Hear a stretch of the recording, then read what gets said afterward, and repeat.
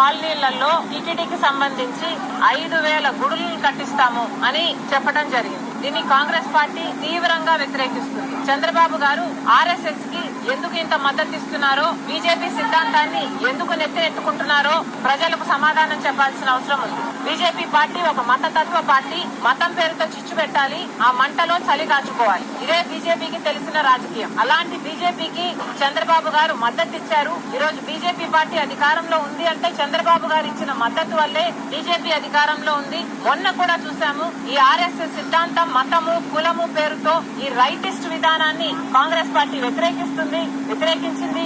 కానీ చంద్రబాబు గారేమో మొన్న ఉపరాష్ట్రపతి ఎన్నికల్లో కూడా ఆర్ఎస్ఎస్ అభ్యర్థికే మద్దతు ఇచ్చారు. సరే, మిత్రధర్మం కదా అని చాలా మంది అనుకోవడం జరిగింది.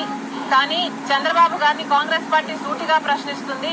చంద్రబాబు గారు, మీరు బీజేపీకి మద్దతు ఇస్తున్నారా, లేక ఆర్ఎస్ఎస్ లో మీరు చేరైపోయారా?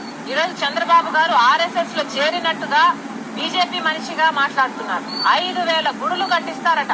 దళిత కాలనీలలో 5,000 గుడులు కట్టిస్తారట. టీటీడీ తరఫున ఏం అవసరం ఉంది అని అడుగుతున్నాం. అందరికీ నమస్కారం. ఇటీవల కాలంలో Congress party PCC president Sharmila గారు చేసినటువంటి వ్యాఖ్యలు ఒక రకంగా చెప్పాలంటే ఆమె ఒక రకమైన దాడి చేస్తున్నారేమో నాకు అనిపిస్తుంది. దీన్ని చాలా తీవ్రంగా ఖండిస్తున్నారు. షర్మిల గారు తన మాటల్లో చంద్రబాబు నాయుడు గారు ఇటీవల తిరుపతి వెళ్లి ఆ సందర్భంగా టీటీడీ ఆధ్వర్యంలో 5,000 దేవాలయాలు నిర్మాణం చేస్తాం అని చెప్పారు అని చెబుతూ టీటీడీ దేవాలయాల పైన, టీటీడీ ద్వారా నిర్మాణం చేయబోతున్నటువంటి దేవాలయాల పైన ఏ ప్రాంతాల్లో అయితే చేయాలని ప్రభుత్వం అనుకుంటుందో ఆ ప్రాంతాల్లో ఉండే ఎస్సీ, ఎస్టీలు, బీసీలు, అణగారిన వర్గాల్ని ప్రస్తుతిస్తూ చాలా దుర్మార్గంగా మాట్లాడారు. చంద్రబాబు నాయుడు గారు 5,000 దేవాలయాల్ని పేదవారు ఉన్నటువంటి ప్రాంతాల్లో నిర్మాణం చేస్తామన్నారు. కానీ ఇక్కడ కులాల ప్రస్తావన గాని, రిజర్వేషన్స్ ప్రస్తావన గాని, ఎస్సీ, ఎస్టీ, బీసీ ప్రాంతాలని కానీ అనలేదే. మరి ఎందుకు మీరు ఆ ప్రస్తావన తీసుకొస్తున్నారు? పైగా 5,000 దేవాలయాలు కడతాము టీటీడీ ద్వారా అన్నది ఇదేమి కొత్తగా తీసుకున్నటువంటి నిర్ణయాలు కాదే. గడిచిన కాలంలో రాజశేఖర్ రెడ్డి గారు టీటీడీ ద్వారా చాలా గొప్ప కార్యక్రమాలు చేపట్టారు. మీరు ఒకవేళ కాంగ్రెస్ అనుకుంటే, కాంగ్రెస్ పార్టీ సిద్ధాంతమే ఇది అనుకుంటే, మరి రాజశేఖర రెడ్డి గారు ఆనాడు చాలా సేవలు చేశారే. వివాహాలు జరిపించారు. కరుణాకర్ రెడ్డి గారు చైర్మన్ హోదాలో ఉండగా వివాహాలు చేయించారు టీటీడీ ద్వారా. ఆ రోజు ప్రజలందరూ వేణోళ్ళ కీర్తించారు. అంతేకాదు, జగన్మోహన్ రెడ్డి గారు కూడా గడిచిన ప్రభుత్వ హయాంలో టీటీడీ ద్వారా చాలా ఆలయాల నిర్మాణాలు చేశారు. టీటీడీ నిధుల్ని చాలా ప్రాంతాల్లో దేవాలయాల నిర్మాణం కోసం ఉపయోగించడం జరిగింది. మరి మీరేంటి కొత్తగా మాట్లాడతారు? గడిచిన కాలంలో చంద్రబాబు నాయుడు గారు చేశారు, ఇప్పుడు చేశారు. మరి ఈ ప్రక్రియ అన్నది కంటిన్యూస్ గా జరుగుతున్నటువంటి ప్రక్రియ. దీనికి సంబంధించి టీటీడీ ద్వారా జరుపుతున్నటువంటి దేవాలయాల పైన మీరెవరు మాట్లాడేది? అసలు మీకున్నటువంటి అర్హత ఏంటి? బాగా మీకు ఇటీవల కాలంలో చాలా కాంగ్రెస్ పార్టీని మీ కుటుంబ వ్యవహారం కోసం వాడుకున్నారు. మాకు అనవసరం. ఈ రోజు కాంగ్రెస్ పార్టీ సిద్ధాంతమా, ఇది మీ సిద్ధాంతమా? ఒకవైపు అనిల్ మత ప్రచారకుడిగా ఉన్నారు. ఆయన మత ప్రచారకుడిగా ఉన్న దానిలో మీరు కూడా చాలా సార్లు చాలా కార్యక్రమాల్లో పాల్గొని మత ప్రచారం చేశారు. చేసుకోండి. హిందూ దేవాలయాల గురించి, తిరుపతి గురించి మీరెవరు మాట్లాడటానికి సూటిగా ప్రశ్నిస్తున్నారు. మా ఇష్టం.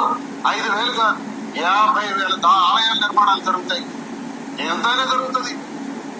మా దేవాలయాలు, మా పవిత్రత, మా హిందూ ధర్మం ఇవన్నీ కావు కూడా ముందు అందులో భాగంగా ఇవన్నీ ముందుకెళ్తాయి. ఇటీవల కాలంలో కులాలను రెచ్చగొట్టడం, ఎస్సీ, ఎస్టీలు, బీసీల పేరుతో ఆ ప్రాంతాల్లో ఈ దేవాలయాలు కట్టాలన్నా ఉందన్నా కడితే మీకు వచ్చిన బాధ. అలాగే కాక టీటీడీ నిధుల గురించి మాట్లాడటం, ఇష్టానుసారంగా మాట్లాడే దాని వెనక, మీ ధోరణి వెనక ఏదో మతానికి సంబంధించినటువంటి ఆలోచన కనబడుతుందని, ఆ మతానికి సంబంధించినటువంటి ఆలోచనలో భాగమే విధ్వంసం సృష్టించడానికి, రిలీజియస్ ఫీలింగ్స్ క్రియేట్ చేయటానికి రాజకీయ పార్టీల పేరు వాడుతూ అవసరమైతే బీజేపీ అని చెప్పటం, కూటమి ప్రభుత్వం అని చెప్పటం, ఇవన్నీ రాజకీయంగా వాడుతూ ఎస్సీ ఎస్టీలు బీసీలు అని చెప్పటం. ఏంటిది? చూస్తూ ఊరుకుంటాం అనుకుంటున్నారా? మీకు అసలు స్థిరం లేదు. తెలంగాణలో వైఎస్ఆర్ టీపీ అన్నారు, అడ్రస్ లేకుండా పోయి తెలంగాణ ప్రజల కోసం అంకితమై ఉంటానని చెప్పారు. అడ్రస్ లేవు, ఆ మాటలకి విలువ లేదు. కాంగ్రెస్ పార్టీని విమర్శించారు, ఇష్టానుసారం విమర్శించారు. అదే కాంగ్రెస్ పార్టీలో పిసిసి ప్రెసిడెంట్ గా ఉన్నారు. ఓకే, ఆంధ్రప్రదేశ్ రాజకీయాలు చేస్తామని అక్కడ పార్టీ పెట్టడం ఏంటి, ఇక్కడ రాజకీయాలు చేయడం. సరే, పిసిసి ప్రెసిడెంట్ గా చేస్తే మేమేమనుకోవాలి? ఇది మీ వ్యక్తిగత ఆలోచన అనుకోవాలా? వ్యక్తిగతంగా మత విద్వేషాలు రెచ్చగొడటానికి మీరు మాట్లాడుతున్న మాటలు అనుకోవాలా? కుల ప్రస్తావనలు మీరు వ్యక్తిగతంగా చేస్తున్నారు అనుకోవాలా? లేదా కాంగ్రెస్ పార్టీ తాలూకు ఆశయం ఇది అనుకోవాలా? నేను కాంగ్రెస్ నుంచి వచ్చిన వాడిని, కాంగ్రెస్ పార్టీ నుంచి పనిచేసిన వాడిని. సెక్యులర్ విధానాల పైన, సెక్యులర్ లౌకికవాదం పైన కాంగ్రెస్ పార్టీ పనిచేస్తుందని మేము విన్నాం. మీరేంటి కొత్తగా చెప్తున్నారు? మత వివాదాలు సృష్టిస్తున్నారు, కుల వివాదాలు సృష్టిస్తున్నారు. భారతదేశంలో ప్రతి ఒక్కరికి ఇలాంటి వాళ్ళకి అలవాటై మత చర్చలు తీసుకురావడం, దీనివల్ల హైలైట్ అవుతాం అనుకుంటున్నారు. ఇప్పటికే మట్టి కలిసిపోయినటువంటి కాంగ్రెస్ పార్టీ ఇంకా అట్టడుగు పోతుంది. కాంగ్రెస్ పార్టీలోని చాలా మంది విమర్శిస్తున్నారు మీరు మాట్లాడినటువంటి మాటలు. వెనక్కి తీసుకోవాలని నేను కోరుతున్నాను. మీరు ఒకవేళ దేవాలయాల పైన, తిరుపతి పైన ఇష్టానుసారంగా మాట్లాడితే ప్రతి ఒక్క హిందూ తాలూకా గుండె మండిపోతుంది.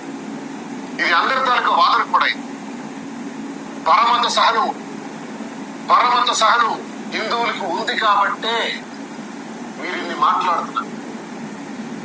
హిందువులు పరిపాలిస్తున్నటువంటి భారతదేశంలో విభిన్న కులాలు, విభిన్న జాతులు, విభిన్న మతాలు ఇన్ని కూడా ముందుకు నడవగలుగుతున్నాయంటే, ఏ వివక్షతలు లేకుండా పరిపాలించుకోగలుగుతున్నామంటే అది హిందూ ధర్మం. హిందూ ధర్మానికి తగిలేటట్టు రాజకీయం చేసి మాట్లాడిన, తిరుపతి గురించి మళ్లీ జీవితంలో ప్రస్తావన తీసుకొచ్చిన మా అందరి ఆరాధ్య దైవం శ్రీ వెంకటేశ్వర స్వామి వారి తాలూకా నీడలు ప్రతి దగ్గర కూడా ఈ భూమి మీద ఉంటాయి. టీటీడీ నుంచి వచ్చినటువంటి ఆదాయంలో ప్రతి దగ్గర కూడా దేవాలయాలు వెలుస్తాయి. జరగాలి. ఏ ప్రభుత్వం అయినా జరిగి తీరాల్సిందే. అందుకు మేము గట్టిగా మాట్లాడుతాం, డిమాండ్ చేస్తాం, అడుగుదాం. మీరెవరు? ఇంకోసారి చెప్తున్నారు, మీరు హిందువులను కించపరిచే విధంగా, కులాలను కించపరిచే విధంగా మీరు చేసినటువంటి ప్రస్తావనల్ని వెనక్కి తీసుకోవాలని షర్మిల గారికి డిమాండ్ చేస్తున్నారు. లేదంటే తీవ్ర పరిణామాలు ఎదుర్కోక తప్పదని, మత వివాదాల రొచ్చులోకి అనవసరంగా దిగొద్దని, ఇతరుల మానసికంగా మత వివాదాల ద్వారా హిందూ మతాన్ని, హిందువులని బాధ పెట్టే విధంగా, మానసిక క్షోభకు గురి చేసే విధంగా మీ మాటలు ఉన్నాయని, ఇది వెనక్కి తీసుకొని ఆంధ్రప్రదేశ్ లో మీరు క్షమాపణలు చెప్పాలని, ఆంధ్రప్రదేశే కాదు ప్రతి హిందువు కూడా క్షమాపణ చెప్పాలి. లేదంటే తీవ్ర పరిణామాలు మీరు ఎదుర్కోక తప్పదని హెచ్చరిస్తున్నాం. షర్మిల గారు వెనక్కి తీసుకోవాలని డిమాండ్ చేస్తున్నారు. నమస్కారం.